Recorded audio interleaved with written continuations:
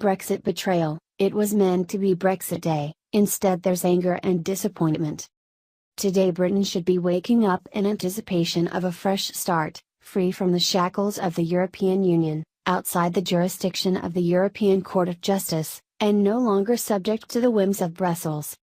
But after 3 years of wrangling since the 2016 referendum, Prime Minister Theresa May's government is at risk of collapse, the UK is more divided than ever, and Britons are even more disillusioned by politics than the 2016 referendum. Despite the triggering of Article 50 and the subsequent vow to take Britain out of the bloc on March 29, the nation is facing a further delay, possibly a lengthy one, with little if any clarity about when Brexit will be delivered, if indeed it ever is. A petition calling for Article 50 to be revoked is closing in on 6 million signatures, while an estimated 1 million people marched in London at the weekend calling for a second referendum, prompting the campaign group Leave Means Leave to warn, cancelling Brexit would be a total and utter betrayal of the majority Brits who voted for Brexit.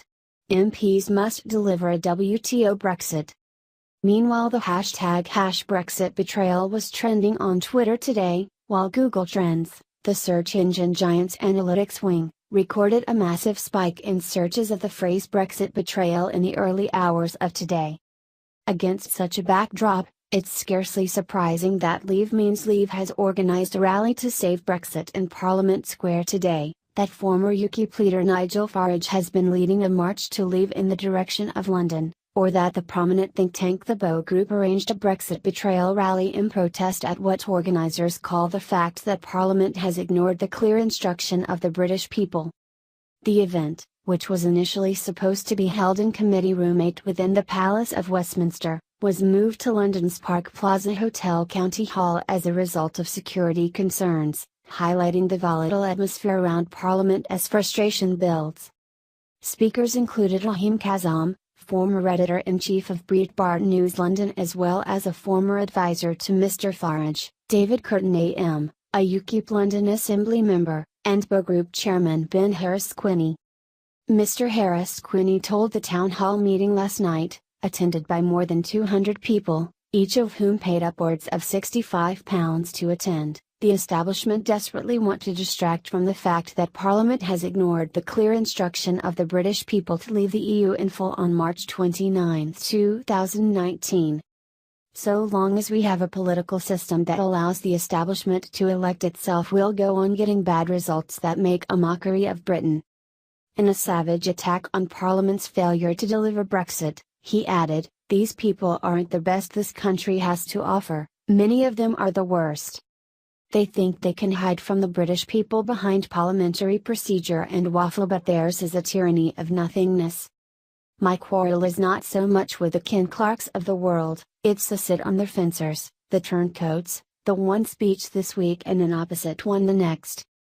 Speaking to Express.co.uk, Mr Harris-Quinney added, "Many Brexiteers seem to have forgotten two fundamental realities, that May's deal will keep us locked to regulatory and customs alignment that we cannot make the sovereign decision to get out of, and it is therefore not the Brexit on the ballot people voted for.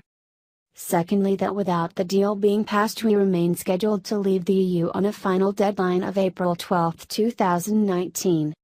The fact that May's deal is not Brexit is something that has been widely reported and agreed upon, even by Remain supporters. It represents the worst of all worlds. Any MP voting for it must therefore understand they are voting to break trust with the British people.